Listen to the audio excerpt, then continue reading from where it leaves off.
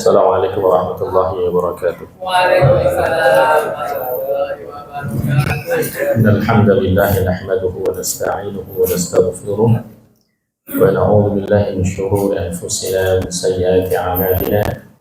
Man yahdihillahu fala mudilla lahu wa man yudlil fala hadiya lahu. Asyhadu an la ilaha illallah wahdahu la syarika lahu wa asyhadu anna sayyidana Muhammadan abduhu wa rasuluh alladzi la nabiyya wa la rasula ba'dahu. Allahumma fassalli wa sallim wa barik ala sayyidina Muhammadin wa ala alihi wa ashabihi ajma'in, amma ba'd. Fa ya ibadallah, usini nafsi wa iyyakum bi taqwallah faqad faza al-muttaqun wattaqun ya ulil albab la'allakum turhamun.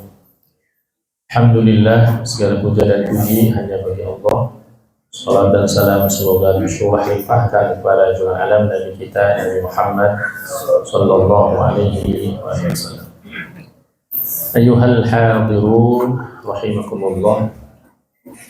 Bulan Ramadan ini adalah bulan yang sangat identik dengan Al-Quran. Bahkan yang menjadikan bulan Ramadan bertambah-tambah kemuliaan dan keagungan, karena di bulan ini adalah bulan yang diturunkannya Al-Quran.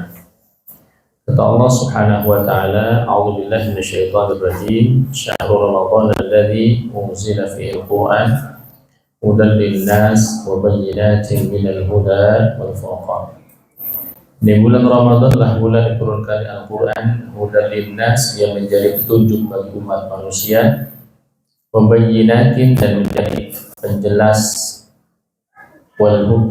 wabayyinatin minal huda, dan menjadi penjelas dari petunjuk tersebut, wal furqan, dan juga sebagai pembeda. Hadirin kepada Allah Subhanahu wa ta'ala, hal itu diaplikasikan terutama oleh baginda Rasulullah Muhammad SAW. Beliau ketika datang bulan Ramadan, maka beliau lebih banyak berinteraksi dengan Al-Quran. Dan kemudian Jibril alaihissalam pada saat bulan Ramadan juga melakukan talaki bersama dengan Rasulullah SAW. Nabi SAW bertalaki Al-Quran kepada Jibril alaihissalam, dan itu dilakukan pada bulan Ramadan. Para sahabat Nabi SAW juga mereka lebih banyak berinteraksi dengan Al-Quran pada bulan Ramadan. Di antaranya misalnya Sayyidina Utsman bin Affan, beliau mengkhatamkan Al-Quran setiap hari di bulan Ramadan.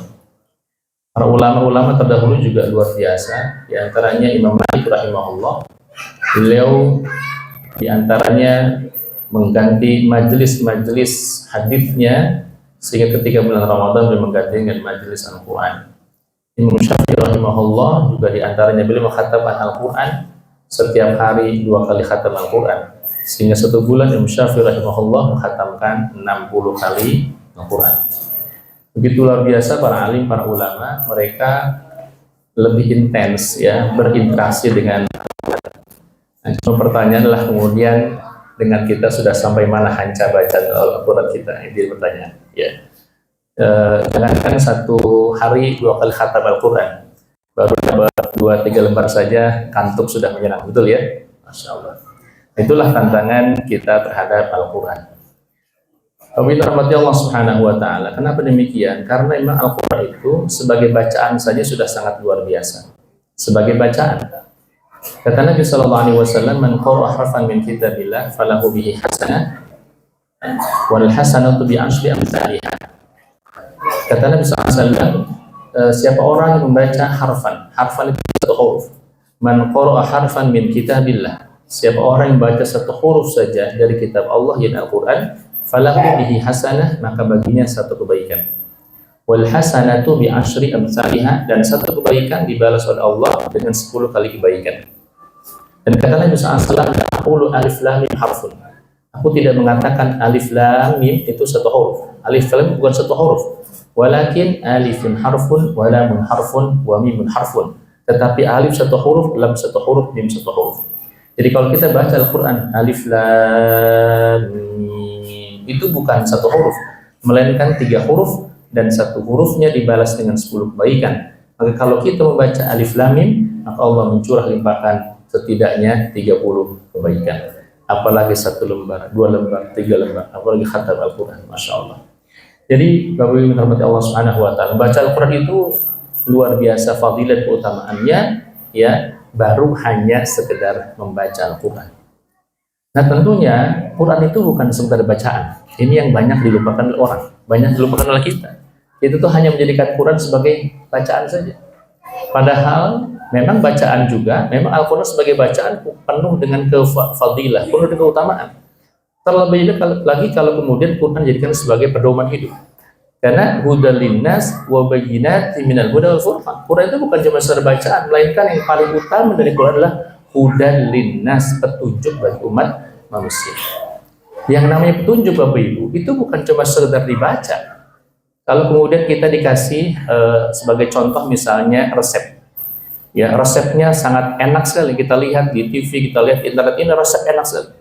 Ya, lalu kemudian ada baca satu resep sediakan A, B, C dan seterusnya. Tapi ibu sekalian hanya membaca saja resep itu, pagi dibaca, siang dibaca, sore dibaca. Kira-kira jadi itu barang? Nggak jadi apa-apa. Itu nggak jadi apa-apa. Kenapa? Karena kita hanya sekedar membaca. Resep dibaca hanya sekedar dibaca. Kalau Quran dibaca berpahala, tapi kalau baca resep berpahala tidak berpahala. Maka kalau resep ini ingin mewujud, ya, menjadi kenyataan, kira-kira apa harus dilakukan? Ya, dilaksanakan. Baru kemudian resep itu jadi kenyataan, baru bisa dirasakan nikmatnya. Itu kita, misalnya gulai sapinya nikmat, satenya nikmat, ya, sotonya nikmat. Kalau ada kenyataan, dirasakan. Tapi kalau hanya sekedar dibaca, tidak akan pernah kita bisa merasakan apa-apa. Nah, sekalian rahmati Allah, maka Quran pun begitu. Quran itu bukan sekedar bacaan sekalian. Kita ini, Masya Allah, Alhamdulillah, saya sudah mulai tumbuh ya kesadaran kita baca Quran, mulai banyak sekolah-sekolah penghafal Quran. Tapi ingat bahwa Quran bukan cuma sekedar bacaan. Yang jauh lebih penting dari Quran adalah apa? Hudal linnas, jadi sebagai petunjuk bagi umat manusia. Ini yang banyak ditinggalkan atau paling tidak belum betul-betul kita rasakan. Dan petunjuk Quran ini bukan cuma sekedar petunjuk individu, tapi petunjuk bagi masyarakat dan petunjuk bagi negara, petunjuk bagi bangsa dan negara, petunjuk bagi para pemimpin bangsa dan negara. Ya, buat kita sebagai individu melaksanakan Al-Quran itu luar biasa. Insya Allah akan menjadi jalan kehidupan. Karena pedoman hidup kalau kita pakai Quran maka akan membuka berbagai macam kebaikan keberkahan. Begitupun halnya kalau dalam Al-Quran dipakai digunakan oleh para pemimpin bangsa, maka bangsa ini akan menjadi bangsa yang penuh dengan kebaikan dan keberkahan dari Allah Subhanahu wa taala. Karena kalau kita baca yang dirahmati Allah, di dalam Al-Quran itu bukan hanya petunjuk bagi pribadi, tapi petunjuk bagi masyarakat. Ya, ayat yang misalnya kita sering baca. Ya ayyuhalladzina amanu kutiba alaikumusiyam kama kutiba 'alal ladzina min qablikum la'allakum tattaqun.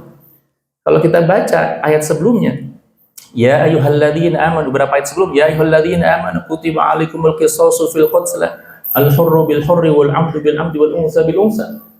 Ayat yang 183 menjelaskan wahai orang beriman telah difardukan. Kutiba 'alaikum ay bi ma'na furidu 'alaikum, difardukan oleh sekalian. yakni apa? Melaksanakan puasa.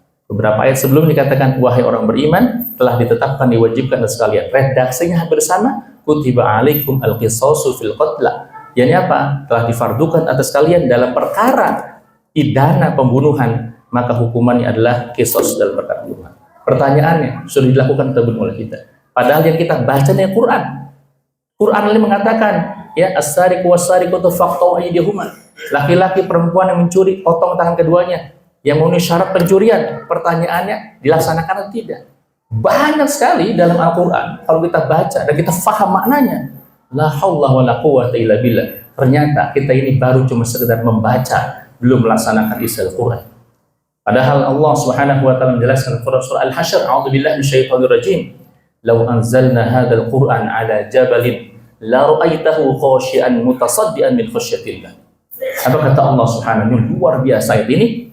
Law anzalna hadzal Qur'an 'ala jabalin. Kalau seandainya Quran ini diturunkan kepada gunung. Gunung, kalau kita lihat gambaran gunung misalnya di Jazirah Arab itu gunung itu tinggi besar dan gunung itu batu. Gambaran gunung itu adalah makhluk Allah yang sangat kokoh. Ya, makhluk Allah yang kalau hanya sekedar diterpa angin nggak akan pernah goyang, gempa juga akan pernah goyang. Allah memberikan permisalan, lau anzalna hadzal Qur'an 'ala jabalin. Kalau seandainya Quran diturunkan kepada gunung yang kokoh, yang kuat, gunung bebatuan, contoh gunung Uhud misalnya. la ra'aitahu khashi'an mutasaddian min khasyatillah. Maka engkau akan lihat, kata Allah, ya, gunung itu khashi'an, akan tunduk patuh, mutasaddian, dan hancur berkeping-keping, min khasyatillah, karena takut pada Allah. Ini permisalan, ini teguran halus buat kita manusia, teguran halus buat orang-orang beriman, teguran halus bagi kita orang-orang muslim. Apa tegurannya? Kita ini kalau dibanding gunung tidak sebanding. Gunung kokoh, besar, luar biasa. Kalau diturunkan kepada mereka Al-Quran, maka khasyian mutasaddian, dia akan tunduk dan bahkan hancur berkeping-keping karena dia takut pada Allah Subhanahu wa taala. Saat ini kita berapa banyak ayat Al-Quran yang bukan cuma kita dengar, kita baca. Quran bukan cuma kita dengar, kita baca. Tapi nampaknya hati kita jauh lebih keras daripada gunung-gunung yang bahkan ketika diturunkan kepada mereka Al-Quran, mereka akan tunduk patuh dan bahkan hancur berkeping-keping. Nampaknya hati manusia, kita, saya dan semuanya, ini nampaknya lebih keras daripada gunung. Gunung saja ketika diturunkan Al-Quran, mereka akan tunduk patuh dan bahkan hancur berkeping-keping. Sementara bacaan Al-Quran yang kita baca berulang-ulang tidak pernah mengubah hati kita, tidak pernah menggerakkan kita untuk menerapkan hukum-hukum Al-Quran. Mudah-mudahan manfaatnya. Barakallahu li wa lakum. Al-afu minkum. Assalamualaikum warahmatullahi wabarakatuh.